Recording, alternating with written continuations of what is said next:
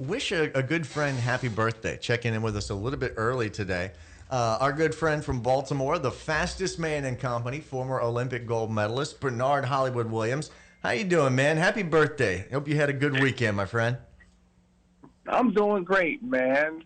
I appreciate the birthday wish, man. Of How course. you doing? We're doing well. We're doing well. We're freezing our butts off down here in Florida. It was like 27 degrees this morning. We're entirely not used to this. How's it in Polk County? Oh, man, it's 26 degrees. Hey, Bernard, I just want to know what is the temperature set on your thermostat at home? Oh, like 75. Thank you. Thank we you. got an old man in here telling us that like it's mandatory 70 all year round. Collin is wearing gloves. He's got frost on his beastie fur. It's 27 degrees outside. Man, it's ugly down here in Florida. So what'd you do with the big birthday weekend? Man, you know what? I did nothing much. I was glad to be alive in Maryland, and I took my kids to the bowling alley. We went bowling, man, duck pin bowling. Duck pin bowling. What is duck pin bowling? How's that different from like regular bowling? Well, the 10 pins is like the normal size, but duck pins, the balls are smaller and the pins are smaller, so the kids are able to bowl with the parents, you know. And that's a northern thing. You kind of it's small enough to like fit in your hand. Throw it like a softball. I've heard of this. And you know what? I'm going to teach you a fun fact. They have that up north. They don't have it down here. You know what 9-pin bowling? There's another name for it. You know what this is called? Skittles bowling. You ever heard of Skittles bowling?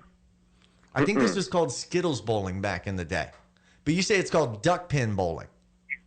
Yes.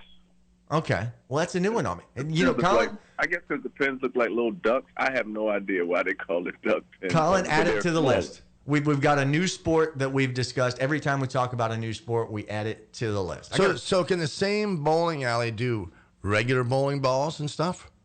Or is it? Yeah. It's just like further down. Yeah, they have the same ones too. Now you're bowling with the family. Do you go bumper or no bumper? Oh, they had bumper because they was their very first time ever bowling. I didn't want to throw it into somebody else's bowling alley. Stay in your lane. Thank you. Hey, man, that was interesting what you all were talking about in reference to people cheating and trying to get an edge. Man, that was very interesting. So, all right. Well, it begs the question, what are some ways other than, I don't want to get into the PED issue because we know that's been rampant in track and field and it's not something you are a part of. So I don't want to get away from that. I want to get into what are some ways, what are some things that guys could do to jump the gun, to get an indication of how the start's going to happen? What are some other ways that you've seen guys cheat in a race, not talking about injections or drugs?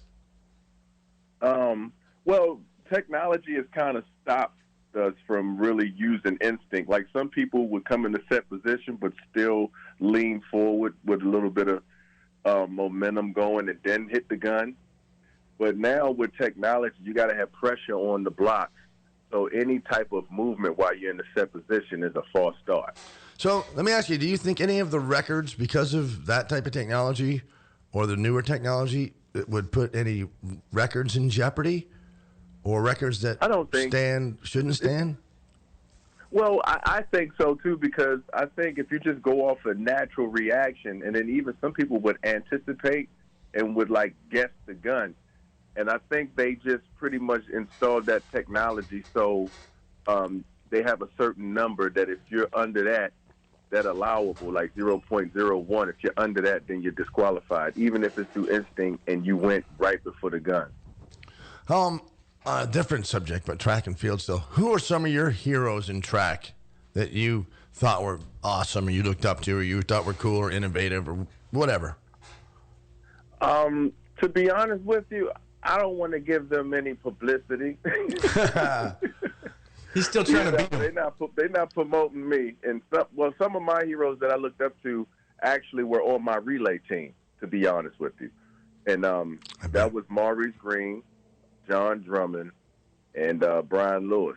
Those were the guys that I looked up to and wanted to run like. And then I was fortunate enough to actually win a medal with those guys. Maurice Green was a big star. Maurice Green and John Drummond. Yeah. Good deal. That's wheeling. I love watching relays, man. That's the bomb. So we've got a big announcement from Bernard. This August or September, the Olympics coming, man. So I'm going to be stay tuned watching, like a fan. It feels better when you're watching it and you've already been there. Absolutely, and we'll certainly have you check in with us to give us all the updates on that. I wanted to get to this because we've got a big announcement from Bernard. We've got to get to a quick commercial break, so we're going to do this on the other side of the break. We're going to ask Bernard to stay with us. But big announcement from Bernard Holly Williams coming up on the other side of the break, plus we're going to have your Auburn Tiger updates. So you're with Robbie Shanks, Collin the Beast Bestor, and Scott Heeman here on The Ticket. Stay with us. We'll be right back with Bernard Hollywood Williams.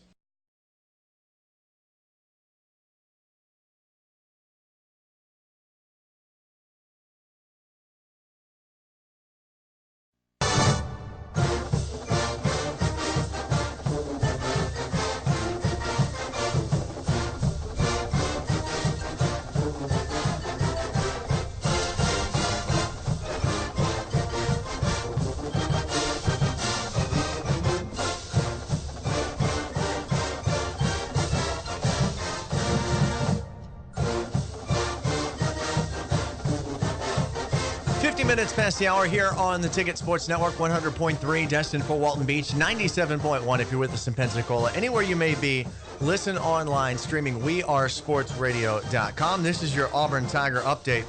And Auburn basketball was off to a fantastic start.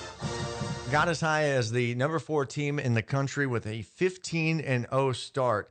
However, last couple of games, Auburn has been on the schneid just a little bit, losing the game to the in-state rival, the Alabama Crimson Tide, and then getting beat pretty handily in Gainesville, losing a game to the Gators. Next up for the Auburn Tigers, they are looking to get back to winning ways with a couple of home games. Up next in SEC play, they're going to take on the South Carolina Gamecocks. And then immediately following that, they will have a home game against Iowa State. That's going to be in the SEC Big 12 Challenge. South Carolina just beat Texas A&M 81-67 on Saturday, and Iowa State will be playing tonight against Oklahoma State before coming to visit the Auburn Tigers. So 15-0 was the start for the Auburn Tigers. The last two games, unfortunately, ended in a loss, but hopefully they will be able to get back to some winning ways with 2 home games coming up. That's your Auburn Tiger update. Let's get back to our good friend from Baltimore, Bernard Hollywood Williams, former Olympic gold medalist from the 2000 games, also a silver medalist in the 2004 Olympics. And we've got a big announcement for Bernard. First off, I want to mention that he'll actually be in town around the first week of April, coming in town for the Florida Relays. Those will be happening down in Central Florida. And then hopefully the week after be up here hanging out with us. We hope to have him here in studio for a couple of days. And we'll also be the opening act for the Sir Mix-a-Lot concert at the Village Door Music Hall. Of course, that is going to be a stand-up comedy performance, but Bernard, let him in on the big news, man. Oh, well, my new album just dropped, 2020 exclusive. Yes, Olympic Gold Music. You can find it on all platforms: YouTube, iTunes, Spotify, and Amazon. And there's a lot of great music on there. No cursing, no sexual explicit material, so you can play it for your kids. And that's what I have released right now. Aren't you supposed to put out like 2 different types? You have the one that's for the adults only, and then the other one's a little cleaner. Well, here's the thing. This is for the adults too, because it allows them to listen to something, and you don't have to curse. You don't have to have that type of material to express, or send positive message to inspire people. Now, in my comedy, I may have a parental advisory, but that's maybe like 1 or 2 songs. But in my comedy, because then I can kind of get a little, immature, do a lot of fart jokes and booty jokes and things like that, and stink jokes, and I can kind of be funny with it and still, be a little edgy. So, but 99% of my music and my comedy that I released on iTunes is pretty much clean. How do you do your writing? Where do you get your inspiration? Do you go out back in the backyard and sit down and do you go any place that gives you inspiration?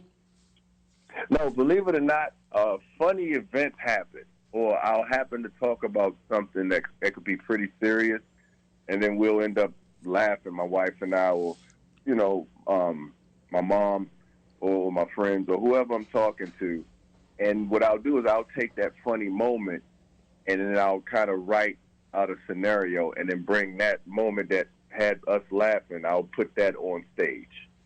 When you're running a race, is there a particular song that goes through your mind? Like, you might not be able to be listening to headphones while running the race, but maybe you've got a piece of music that just enters into your mind. Is there something that you're thinking about, something that you're listening to in your head, if you will?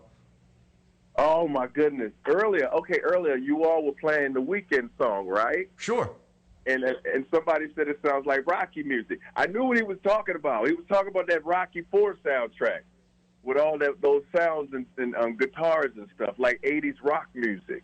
No, I was talking about Roxy, Roxy music. What song is Roxy, man? I don't even know what you're talking about. It's a band. It's a band. Okay, but what song do they do? Oh, no, I thought he was talking about Rocky, like the 80s, like Rocky Balboa. My bad. Well, yeah. No, but I'm with you, though, because I could get behind the Rocky theme when you're running a race. So is it the Eye of the Tiger, or is it like the Rocky fanfare? Eye of the Tiger. I had the album, the first Rocky album, right? Yeah. And I'd work out to that. I had the album. I'd have it in the window out in the front of the house, so I could jump rope to that. Yes. Now, which one did you like? Did you like Rocky III soundtrack or Rocky IV soundtrack better? That's a good question. I like the original. The one Bill Conti. The one I had was the Rocky story. It covered all of the first 4 movies. Survivor was awesome. Their renditions. All right. Eye of the Tiger? Bernard, I don't know if I've told the other guys this. I don't know if I've told you this before, but I'm gonna blow your mind about the band Survivor, right? All right. Okay. You know Survivor, they did Eye of the Tiger. Picture the voice of that lead singer. You got that in your mind? Yeah. All right. You remember the Budweiser commercials? The Real Men of Genius Budweiser commercials. Yeah, with the frogs? Not with the frogs, with the guys talking about different geniuses through history. The Real Men of Genius. Real Men of Genius. Oh, no. I don't remember that one. All right, Collin, pull one of these up. We're going to need you to pull one up real quick. Let me know when you got it. You got it? Okay, go. Green light. Bud Light presents Real American Heroes. Real American Heroes. That's right. You, Mr. Chinese delivery guy. That is the lead singer of Survivor.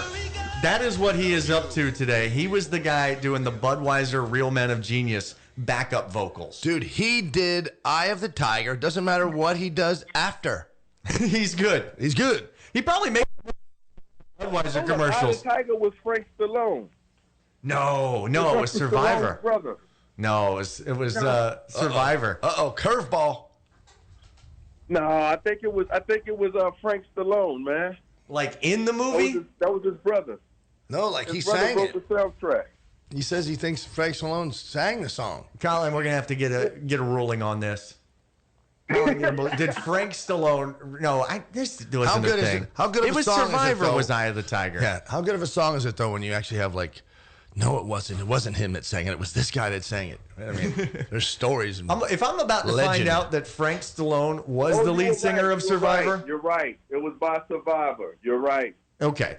So now I got to find out what did Frank Stallone sing, because that is just that's got to be something to behold itself. I know he sang. Oh man. So I have a discography Of Frank Stallone? Yes. Right. Okay. So he released 5 singles. One topped the charts at 10. It was his highest, far from over, from the Staying Alive soundtrack. Yeah, Staying Alive. Yeah. Peaked at number 10 in 1983. Wow. That wrote- was Good news for to him. me. Now my mind is blown. I intended to blow. 1984. Say again? He wrote Footloose in 1984. Frank Stallone did not write Footloose. Yeah, Footloose. Really? Sylvester Yes, Stallone's right. brother wrote Footloose? Look, if it's in the internet, that means it's true. Right. So I'm over here like intending to blow your mind with the Budweiser guy and the Survivor guy being the same person. Now I'm getting my mind blown that like Frank Stallone is apparently a musical genius. Kenny Loggins and Dean Pitchford wrote Footloose. Yeah, Kenny Loggins, the Top Gun Danger Zone guy, wrote Footloose. I got more questions about the album. When we're coming back, right? Bernard, you want to hang out? Yeah, well, I'm going to take the kids to school, and then I'll be right back. All right. Peace.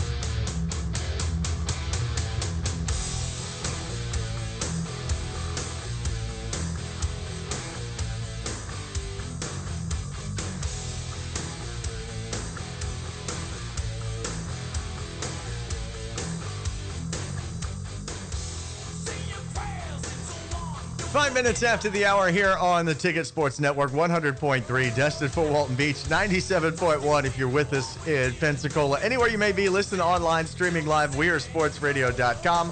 Robbie Shanks hanging with Collin the Beast Bestor. We've got Major League veteran Scott Heeman here in studio with us as well. Collin taking care of all your social media needs. Hit him up on the Ticket, at the Ticket 850 on Twitter, at the Ticket Sports Network on Facebook, or give us a call. Be a part of the show. 850-502-8888 is the number to call. Want to get your Super Bowl predictions in? Give us your score predictions closest to the correct actual score. We will hook you up with a great gift certificate from our friends over at Beef Jerky Outlet there in the Destin Commons. Can also find them in Pier Park in Panama City. Over 100 different meats and flavors of jerky deliciousness are to be had. You can find them at DestinBeefJerky.com or just look for them there, like I said, in the Destin Commons. Give us a call with your score and predictions for the Super Bowl. Who you think is going to win? Is it going to be the Chiefs, the San Francisco 49ers? If you are closest to the correct actual score, we'll hook you up with a great beef jerky prize. Also want to remind you about our friends over at Rodizio Grill. If you've never been to Rodizio Grill, it's a Brazilian steakhouse. That's an awesome experience for the entire family. Enjoy homemade Brazilian sides, a gourmet salad bar, an endless selection of grilled meats and items carved right at your table. The best part, you get to enjoy as much as you'd like. Over a dozen grilled meats served at Rodizio, including steak, chicken, pork, fish, and lots more. Some of the favorites are the signature top sirloin steak, the sweet and spicy chicken, the bacon-wrapped pork loin, and the glazed pineapple. All absolutely delicious. You can find them online at find them online at Rodizio.com. Find them in person at 605 East Gregory Street, just past the Pensacola Bay Center, or give them a call at 850-466-2113. Collin, we had some fun with PETA the other day when we aired that pre-fight press conference with Conor McGregor and Cowboy Cerrone the other day, talking about their jackets. Conor wearing lion. He's wearing lions up in this piece, and complimenting Donald Cowboy Cerrone on his, what was it, pythons? Python, yeah. Python jacket. Very interesting choices. Obviously, PETA a bit upset, as you can imagine. They had some comments. I think PETA's going to like this story. Not how you would think it would go. We don't get to this sport particularly often, nor should we. First time. First time, probably only time, but worth a mention. Cockfighting. Terrible sport. It's frowned upon. frowned upon, highly frowned upon, as it should be. Terrible sport. So why are we talking about it? Because it went a little differently this time. Normally, things go bad for the chicken. However, this time, things went bad for the chicken man. 55-year-old guy where was he? I believe his name is Sarapalli Venkataswamy. Strong name. Strong name. This is what was throwing me is I didn't realize they did cockfights in India. I would think this was like a South American thing. So when I'm seeing this India name, it kind of threw me. I was like, what South American country is this guy from? But sure enough, I was right the first time. He is, in fact, Indian. So you know how these things work. They unfortunately attach razor blades. These are very bloody, very terrible things. They attach razor blades to the chicken. Well, unfortunately, this 55-year-old guy gets slashed. Hold on. Let's go back a step here. They're attaching razor blades to the chicken? That's how it works. That's legal? No, hell no. Don't they do how they check the boxer's gloves before the fight? Oh, it's legal in cockfighting. I'm just saying the entire sport around here is not legal. In India, it is illegal. However, you get to some of the outskirts, some of the counties, a little less frowned upon. Unfortunately for this 55-year-old handler, I almost called him a cock handler, but that would have sounded bad. This 55-year-old cock handler gets slashed through the stomach by the razor blade of his own rooster. Not good. I wonder if they turn him into like human tenders, because they probably were going to make chicken tenders. Okay, you're losing it now. No, I'm losing it. Oh, one more quick thing to get to. What would it be worth to you to marry a Japanese billionaire? The 28th richest man in the country of Japan, big-time entrepreneur, Yusaku Maezawa. Okay, now why this guy is famous, by the way, he is the first one to sign up with Elon Musk to ride the SpaceX rocket for the passenger trip to the moon. Whatever this must have cost, it must have been like $1 billion ticket, but he's the first guy. He's passenger number one that's going to go up to the moon. Well, this guy apparently is having some trouble finding a girlfriend. It's hard to find a girl who's just not interested in you for your money. Because he's crazy. Because he's absolutely crazy. So he's turning to Japanese reality TV, which is always a great place to go to find love, looking for women that would want to marry a billionaire. But that's a heck of a catch. You got to go to space with the guy if you marry him. Oh, yeah? That's the catch? Yeah, that's the catch. So would you be willing to go to the moon to marry a billionaire? Is it a one-way trip? No, it's a round trip. Oh. It's just a lap. You just do a lap. I don't see but you got to be the first one to test out that SpaceX rocket. Yeah, but if you die, it's a really cool story. But you're dead. You don't get to tell the story or spend the money. But if you live... Did you just ask if it was a one-way trip? Well, I assume it was to the moon. What? They gotta. What? It's a logical question to ask, Mr. 70 degrees year round. Talking about the new Days Inn they got up there on the moon? Yeah, right next to McDonald's. Bernard, let me ask you, would you watch these? These are some other Japanese reality TV dating shows. There's a TV show, reality show, where women are paired with foreign contestants that don't speak Japanese. Ooh. You just got to do it all with sign language and grunting and pointing. No, Collin, not a gesture like that. No. Another one in which women go on dates with princes, like actual royal princes. There's a catch. The princes are kids. Huh? Oh. No. Yeah. So it's babysitting. Sound like a stay in your lane segment. Well, I don't know because, listen, with royalty, rules change. Listen, I'm not promoting anything, and I'm not saying that they're going to necessarily do any inappropriate deeds with the young princes, but I'm saying if you want to become a princess, maybe that's a strategy. Lock down your prince early. Marry him when he's like 5 years old, and then you just got to wait a little bit to enjoy happy life. We're sitting here talking with Bernard about doing family-friendly albums and stuff, and you're talking about pedophilia. I guess when pigs fly, huh? Oh, you're gonna bring up the bungee jumping pig? Can I? Yeah, we'll get to the bungee jumping pig. Bernard, we're going to have you stay with us, man, because we're coming to the end of this segment, and we want to talk some more about the album that you got coming out, Olympic Gold Music. Tell them real quick where they can find that. iTunes, Spotify, Amazon, YouTube. Yep. And eventually on your nearest radio station, 88.9. How long did this project take you? Well, it took me I'd say about 3 years to do the album, but I just kind of took my time with it and just continued to like kind of practice. So it took me about 3 years.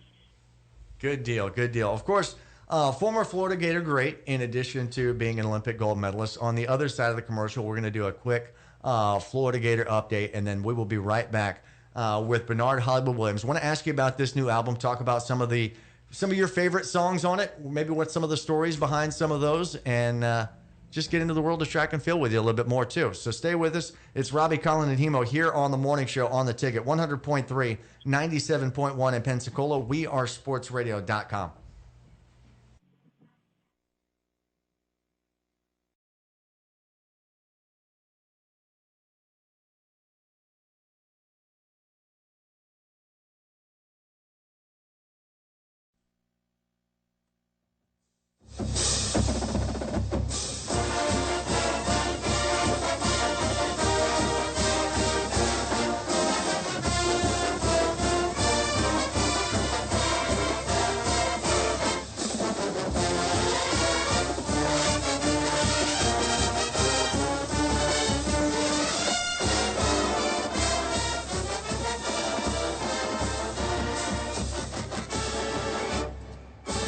19 minutes past the hour here on the Ticket Sports Network, 100.3, destined for Walton Beach, 97.1 if you're with us in Pensacola. Listen online, wearesportsradio.com. This is your Florida Gator update. A couple updates on a couple of Gators. One moving on, one staying close to home. First, the Gator that's moving on, Felipe Franks just announced that he is going to be transferring to the University of Arkansas. Going to be the quarterback for new Arkansas head coach Sam Pittman. Sam Pittman was formerly the offensive line coach at Georgia and at a number of other schools as well before that. Good news for the Gators. Receiver Kadarius Toney has just announced that he is not going to be going to the NFL draft. He is going to be staying with the Florida Gators for one more season. So, excellent news for the Gators. Speaking of our Florida Gator update, let's go back to another former Gator great, and that is Bernard Hollywood Williams, Olympic gold medalist, has been on the phone here with us last half hour or so. And Bernard, obviously we've been talking about the new album, Olympic Gold Music, that you're dropping, and folks can find that available in a number of places. Let's talk I just downloaded it. You just downloaded it? Yep. He's on it. Oh man, I appreciate it. Right on. That's gangster right there. Hey man, we got to listen to your stuff, man. We're getting too tight here talking to you all the time. We got to see what you got. Man, I appreciate it. That's support right there. You know. Now, if I could get about 1 million people to do the same thing, man, I'll be rich.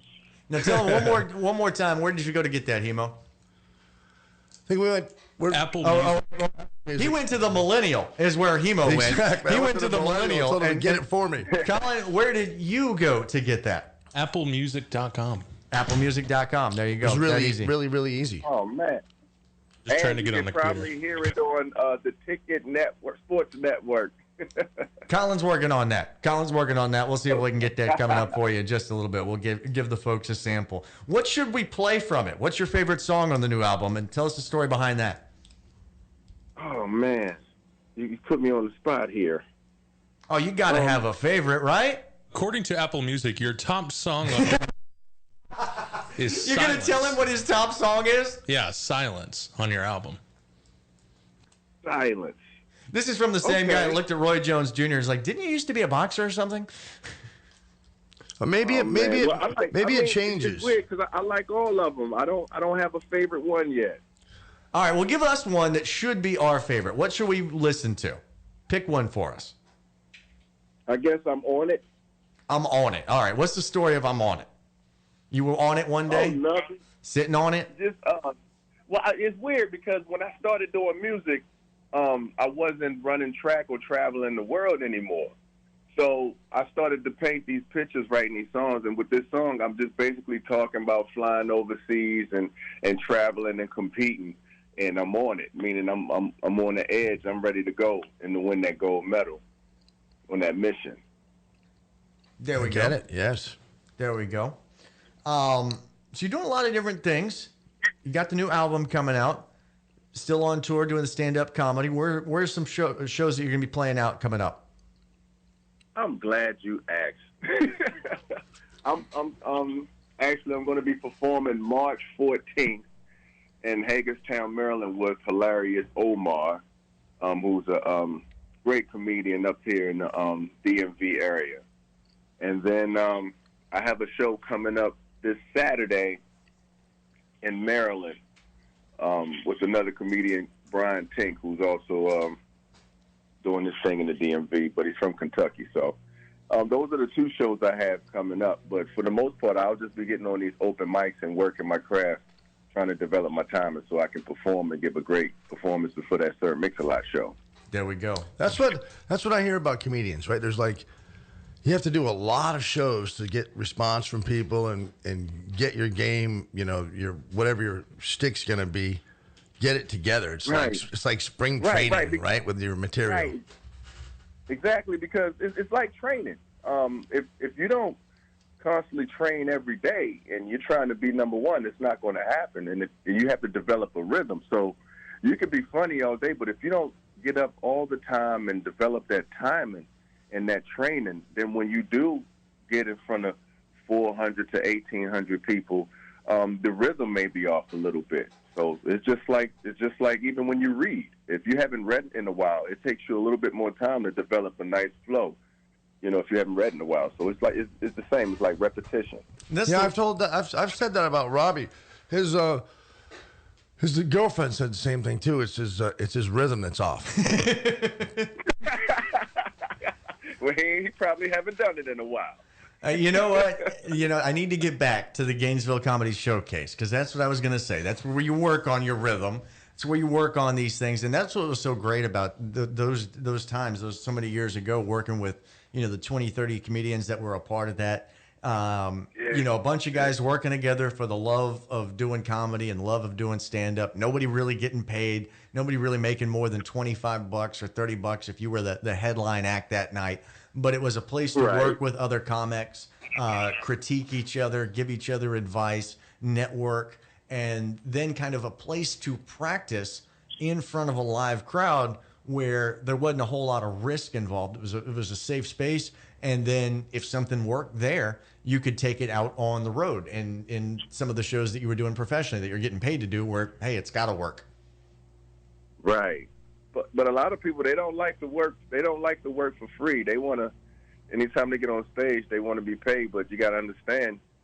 You got to have something worth paying for. We don't get paid to practice for the Olympics, but that doesn't mean we can't get ready for the big moments. So I don't look at it as getting paid, every time I get on stage. Sometimes I just look at it as I love the art of making people laugh and trying new things out. No one's going to pay you the first time you step on a stage. No one's going to be like, oh, well, this guy looks like he might be funny. Let's just give him $1,000 and see what he's got.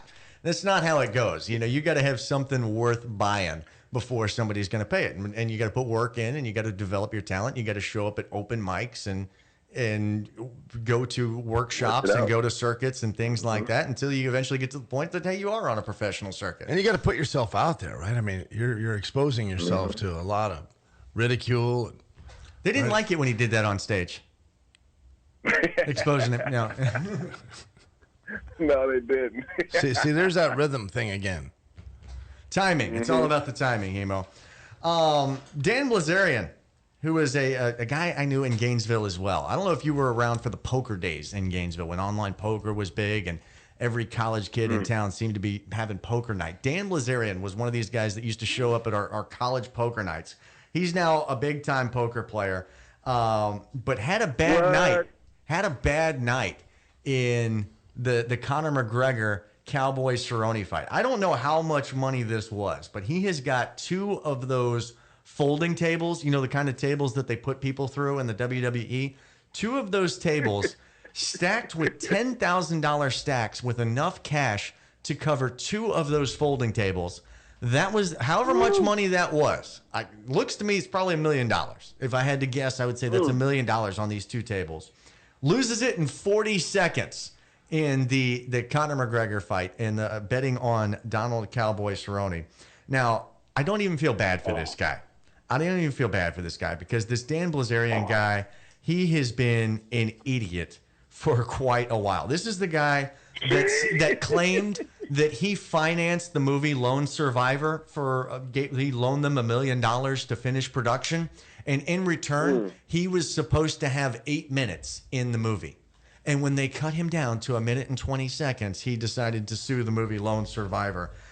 This is the guy who in 2014 in a Miami nightclub kicks supermodel Vanessa Carlton in the face, or Vanessa Castano in the face. There was another time, there was a porn star, Janice Griffith. He gets sued by her for throwing her off of a roof. And this was the best part, is they said that Dan Blazarian was invited by the venue and by Hustler to be the host of this party. When he threw the Hustler actress off of the roof, the lawyer argued that the toss was an act of God. When he threw her off of the roof, his lawyer tried to claim it was an act of God. What does that mean? That he himself is God? Well, if they're on the roof, it sounds like it was an act of drugs or alcohol. He gets arrested for... He got to stay in his lane. Yeah, he gets arrested for making a bomb threat at LAX airport. This guy, not a winner. Happy to see him lose $1 million in the Cerrone fight. Did take a little money off him from poker back in the day. So happy to say I did that. Bernard, appreciate you calling in, man. Always love having you on. Stay with us. Man, thanks for having me.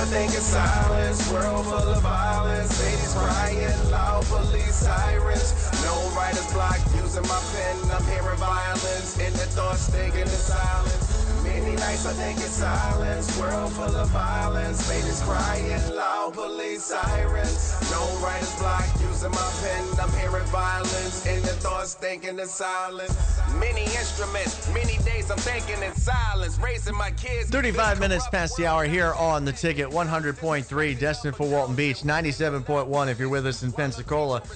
That is the track called Silence, Collin tells me, off Bernard Hollywood Williams' new album, Olympic Gold Music. That is now available today. Got Bernard Williams on the line here with us as well. Appreciate you staying with us. How's things going, man? Man, things are fantastic. I'm with the best family on radio. Good deal, brother. Always love having you on. Always love having you as part of the show. Let's get into talking about Jalen Hurts a little bit. Okay. Jalen Hurts, love this guy. Love this guy. Thought he was great at Alabama. Love the character he showed to stay with his team for that year behind Tua. And have no problem with how he sought his own path to go to the Oklahoma Sooners. But let me ask you guys this, because it seems like it's a little bit of a mystery. It's kind of up in the air right now. Collin, Hemo, Bernard, where do you guys see Jalen Hurts going in the NFL draft? I've seen projections for Jalen anywhere from a 3rd to a 4th round pick. Last time I saw on CBS Sports, their projected draft pick was the Tennessee Titans. Bernard, where do you feel like he should go to you? I really don't know how good he is. Mm-hmm. That's fair. And no, that's totally fair. I don't know if he has character issues. I don't have enough information. I'm gonna have to do my research. All right. I think the character issues are that's stellar. On his side. He's like a super individual, and I think that's what's going to give him the opportunity. I think if he just went on his talent stuff, he's unbelievable talent. He's won 1 million games in college football, but. They say, as the scouts would say, there's some questions about, does he have a long throwing motion, whatever. It'd be like a Tebow thing, right? You don't question his character. The guy's a winner. I always thought that Tebow got the short end of the stick. I did. Personally. I do too, because if you're looking for a guy to just lead your team, doesn't have to necessarily be the most talented quarterback. But the other thing about Tebow, he's a bit of a gamer. He brought him to the playoffs and won a playoff game. Exactly. He might not have showed you everything in practice. Might not have showed you everything in practice. But get him in the game, and he was going to find a way. It might not have looked the prettiest in the world, but he was going to find a way to win. Jalen Hurts is that kind of guy as well. He's certainly a gamer. He's probably got more talent on the practice field than even Tebow showed. When you're talking about a leader of a team, he's, top of the list, right there with Tua and some of the other guys that you would want to have leading a program. So it's very surprising. And I probably shouldn't have gone to Collin first with this, because I know Collin would have taken a look at some of the pre-show information to know that Jalen Hurts is essentially a 3rd or 4th round projected draft pick, not projected to go until day 3. And that just doesn't fully seem like it adds up, but it does seem to be consistent across the board with all the experts. Todd McShay says, I see Hurts as a day 3 prospect right now, and a few people I've talked to agree around the league. I actually think the 3rd round could be his ceiling. And a big reason for that is because too many comparisons have been made to Baker Mayfield and to Kyler Murray, probably not enough comparisons to Lamar Jackson. But Baker and Kyler both didn't exactly have stellar seasons. And so their poor performance is probably hurting the draft stock of Jalen Hurts, which is unfortunate. And it'd be a shame if he doesn't go until 3. I think somebody would get an absolute steal if that's the round that they ended up getting him in. Wanted to talk about this, though, on the positive side of Jalen Hurts. He's going to be in Mobile this weekend. He'll be playing in the Senior Bowl. Which I think is a great opportunity for him to stand out, especially with some of the other quarterbacks that are likely not going to be there. I expect Joe Burrow is probably not going to be there. Perhaps some others as well. That Tua is probably not going to be playing in this game because he's still recovering from the injury. He probably won't be there. He might be there for the interviews, but certainly not to be in the game. So Jalen Hurts has got a big opportunity in the Senior Bowl to show some scouts some things, to maybe correct some of the things in their mindset, like Kimo was pointing out about a too long, overextended throwing motion and things like that. If he could have a good showing at the Senior Bowl, that would certainly help his draft stock. But getting back to his character, he's doing a very cool thing. He's got special permission to do a very cool thing, and I don't think we've ever seen this in the Senior Bowl or really across any all-star game. Have you ever heard of a player representing 2 teams in an all-star game or a Pro Bowl or any such type of game? Jalen Hurts is going to be wearing a special helmet during the Senior Bowl. On one side, it's going to have the Oklahoma Sooners logo. And the other one, Alabama. On the opposite side, it's going to have the number 2 signifying the Alabama Crimson Tide helmet. So he's going to have like a house-divided helmet. And Colin, I was thinking about this. This is going to be kind of a one-off thing. What do you think this helmet is going to be worth after the Senior Bowl? And does he just stick it on a shelf as like a great once-in-a-lifetime souvenir? Do you think they auction this thing off for charity? Because I think you could raise like $50,000 to the right person for charity if you did that. See, that's what I said when we talked about it. I thought it'd go for $50,000. And then have a replica made and keep that at home. Yeah, they should sell replicas of these things. Okay, so let me get this straight. So he sat out for 1 year. Jalen Hurts, yeah, he, of course, he gets benched in the national title game in his sophomore season. Tua becomes the starter for the Alabama Crimson Tide, and he stayed loyal to Alabama through his junior year. He was the backup, actually comes in relief of Tua in the SEC championship game and gets kind of a moment of redemption, if you will, helps Alabama to win that game. Huge moment. But then, his senior year, it's his last opportunity to play and didn't want to sit behind Tua for a second year. And he honestly done everything that should have been asked of him to help the Alabama Crimson Tide, and no one has a problem with it when he decided to seek out his own future with the Oklahoma Sooners. Okay, but they said that he played from 2016 to 18 with Alabama, but 2018-19 they don't have him listed. Then they have him for 2019 and 20. So I think he sat out a year. For the most of the year, just playing in the SEC championship game. Well, I think that's pretty cool, man. I think that's awesome. More people are going to want to do that. Because there was another person who did that, who went from one place and left Urban Meyer and then went and won the title. I think it was Cam Newton, but I think it was because he had stole some laptop computers or something. Yeah, I don't think Jalen's stealing laptops, man. No. But there are a lot of people who have actually went from one school to the other and was successful. But this is new. He'll be the first one to be able to do that. What's your view of the transfer portal? I think it's cool. If somebody wants to leave, let them leave. Like, don't stop them from competing. But if they're really good and they're going to be a problem for the other team, I understand why you would not grant them. You have to sit out. Sure. Some of our plays. You know how we operate and run. You have our numbers. You can kick our butt. So I understand both ends. I think college is so short. You've only got 4 years of eligibility. You've got to do whatever you can to maximize that opportunity. Maybe not let a guy transfer in the same conference. Right? Yeah. Don't let a guy transfer in the same that's conference. The thing. When I think the rule is you have to sit out a year if you're in the same conference. But, sometimes if they don't think you're any good, they just let you go. Well, you guys are going to take us down a long discussion if we keep going through the possibilities of this. I was going to ask about memorabilia. Did you, when in the 2 Olympics that you ran in, did you, like sign your cleats and do you have them in a trophy case, or did you do anything with the batons? What how's that work? Who has the batons? Well, it's funny. My Olympic shoes I donated to my high school. So they have them in like a wall in like a little frame with like the Olympic with the USA suit in my high school that I went to, and then now is it the real pair or do they just think it is? No, it's one of the pair. I had like 2 or 3 pairs, so I gave them a pair. Yep, and then my family created a frame for me with the Olympic medal, with the bodysuit signatured and the shoe and stuff.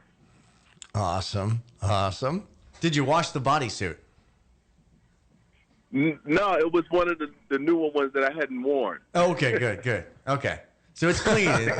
Man, you open up that box, it could get funky the first time.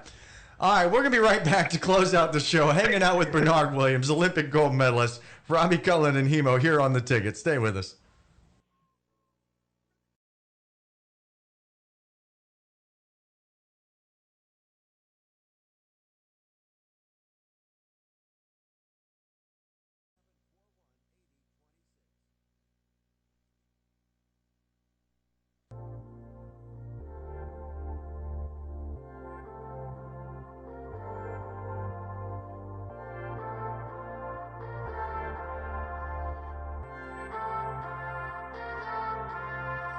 We're all bored, we're all so tired of everything we wait for. Trains that just aren't coming, we show off our different scarlet letters. Trust me, mine is better. We're so young, but we're on the road to ruin. We play dumb, but we know exactly what we're doing. We cry tears of mascara in the bathroom. Honey, life is just a classroom.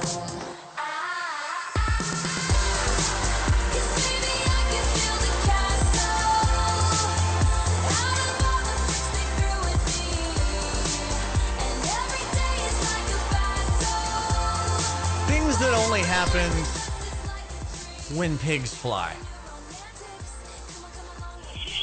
How about Tim Tebow losing his virginity? You see that one? About LSU winning the national title. Hey, you know what's crazy about that? What's ironic about that is right after he got married, I saw that. Then I saw the Aaron Hernandez special. Mm-hmm. And man, it's amazing how you have two different extremes go on at the same time. With I guess he needed those scriptures, man. You know what I mean? Yeah. Very interesting that when they found him in the end, after he'd committed suicide, that he'd had the John 3:16 on his face, very much like Tebow did during his playing days. I wonder if there was any sort of symbolism to that. Yeah. But give me some things that only happen when pigs fly. How about DJ Durkin getting hired again? When pigs fly. Cincinnati getting the first-round pick. Cincinnati getting a first-round pick with a quarterback that's probably going to work out. When pigs fly. When pigs fly. Hemo, you got any of these? Dallas coach now being the offensive coordinator. Him getting a job describing what it was like, why he decided to accept the job with Joe Judge, considering he didn't really know Joe Judge, didn't have a relationship or know who he was. It just felt right. Well, no kidding, Jason. It felt right because they were the only guys offering you a job. Because pigs flew. Because pigs fly. I wonder, considering the way that Mike McCarthy had to do the sleepover at Jerry Jones' house in order to get the Dallas Cowboys head coaching job. I imagine Jason Garrett had to do that 9 years ago when he joined the Cowboys. Do you think he showed up at Joe Judge's house with his pillow and his jammies, and Joe Judge was like, "No, this is New York. We don't do that here." What are you doing? Go back to your own house. Get back in your room. When pigs fly. All right, Collin, let's get to the pigs flying story. So apparently, where did this happen? South America somewhere? China. Mm-hmm. Pigs are flying in China, Bernard. What? Pigs are flying in China. This is horrible. This is abuse to animals. We should not be airing this. Collin, go ahead. Oh, I don't have the sound. You told me not to. Oh, okay, good. So the Chinese apparently thought it was a good idea to hook Kevin Bacon up to a bungee jump and sent a live pig on a bungee jump. And then, if that wasn't mistreatment enough, sent him off to the slaughterhouse to make bacon.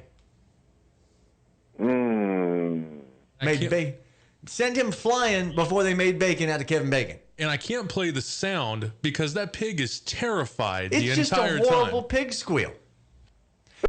Now, Collin, what you can play the audio of, and this will sound a little bit like a pig squeal. Pat Mahomes' girlfriend showed up in the news again. Because at the AFC Championship game, she was once again caught on camera in her annoying type of way, cheering way too hard for her boyfriend, Pat Mahomes. Collin, let me know when we've got some audio for this. This will give you a good example of what it sounded like when the pig went bungee jumping.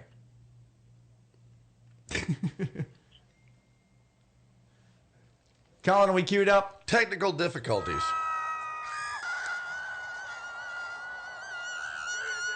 She's a screamer. So imagine, if you will, a pig strapped to a bungee cord, being thrown from a crane of some kind, and pretty much that's what it sounded like. We didn't want to air the actual audio of the pig screaming, so Patrick Mahomes' girlfriend is going to have to serve as a replacement for us. She gets excited. She gets excited. Hey, I was listening to your album on the break. That's a social commentary, man. There's a lot to unpack there. Well, I figured I'd try to teach, man, because I really like to teach people and to have a purpose the older I get, Well, you're throwing some stuff out there, man. There's a lot to think about. I got to hear that a few times. Bernard, you've been giving some shout-outs to some of your Olympic teammates. I saw you do posts about Vince Carter. I saw you do a post about Serena Williams. Was Venus Williams on that Olympic team with you? Yes. She was as well? Say that again? She was on that team too? Yeah, they both were together. Matter of fact, you know, like during the open ceremonies, I was trying to get my mother to find me because she couldn't find me on the television. And they had our names, and I was right before Venus and Serena Williams. It was Bernard Williams. They had to stand by our last names. And so I was like, oh, my goodness, I'm standing next to Serena and Venus. And just as I was about to take a picture with Serena, Venus goes, come on, you don't know them like that, and pulled her away. Broke my heart. Your mom did this? No, Venus did that to Serena. Oh, my goodness. Well, said, you don't know them. She said the other word, but, you know, I don't want to say it on the radio. But she said, you don't know them like that. And it was, I was so shocked. I was like, I can't believe she called us the N-word. Dang. Well, this will make you feel better about Venus. She was a part of a historic moment at the Australian Open. Gets defeated by Coco Gauff, the 15-year-old tennis phenom. She was the 15-year-old that beat. She was the youngest person in the field, beat the oldest person in the field at Wimbledon. Won a couple of matches at Wimbledon, went on quite a run. Now, I feel like I've been hearing Coco Gauff stories in the news for like 2 years, and she's been 15 this entire time. So is this girl just like not aging at all? Because she's still 15. Just defeated Venus Williams in the first round of the Australian Open. Yeah, I mean, she's a young talent. You got her. You got the other one, Osaka. You got Sloane Stephens. I mean, there's a lot of young crop of girls coming up. And, you know, it's just an honor to see Serena still doing it in a high level. And she had a baby last year, too, or year before last, too. How about Bernard Williams knowing tennis names? Oh, yeah, man. Hey, the older you get, the more you appreciate all sports, you know? This is true. Exactly. This is true. Because when you're in the sport, you're so focused on yourself and you're trying to perform to be the best, you know, that when you actually take a step back and you get to watch people without stressing, you know, it's fun to watch. This is actually the second time Coco Gauff has beat Venus Williams. Yeah, that was. I was trying to remember back. I didn't want to misremember it, but I was pretty sure that was in the first round of Wimbledon. Yeah. She beat her there as well, too. I just wasn't sure if it was Venus in that one. Straight set, 6-4. Dr. Cecile Renaud from Florida State University just inducted into the USA Volleyball Hall of Fame. This is actually the third time that she has been honored by USA Volleyball. She also receives the Bertha Lucas All-Time Great Coach Award as well. Previously, she had been honored for the George Fisher Award for her contribution to the sport of volleyball, and earned the Harold T. Fryermuth Award, known as the Friar. She won that in 2016. It's the highest honor that can be bestowed by USA Volleyball. So congratulations to Dr. Cecile Renaud. Quick update from the transfer portal. Houston quarterback De'Aaron King, who played in 4 games for the Houston Cougars last year before deciding to redshirt for the remainder of the season. He has entered the transfer portal and picked his destination. He is going to be joining the Miami Hurricanes, which is that's already going to be a very crowded quarterback room. You thought that Tate Martell was going to end up being the starter at the beginning of last season, and then we were quickly introduced to Jaron Williams, the freshman for Miami that was their starter. You've still got Tate Martell there, and you've also got Nkosi Perry. Now De'Aaron King, who I think is probably the prohibitive favorite at the beginning of the 2020 season to be the starting quarterback for Miami. Feel bad for Tate Martell. Where does he go now? I think he probably should have just gotten back on that transfer portal and headed to UNLV, go reunite with his high school coach. I think that would have been the best place for him. What you got, Beastie? Beast of the day. My beast of the day is Jack Nicklaus. He turned 80 years old today. No kid. Could still whoop me in golf. I whip anyone in golf. I 100% believe that. Bernard, thank you again for being a part of the show. Extended segments with Bernard today. Had him for the whole hour. Always appreciate it. We will be back tomorrow.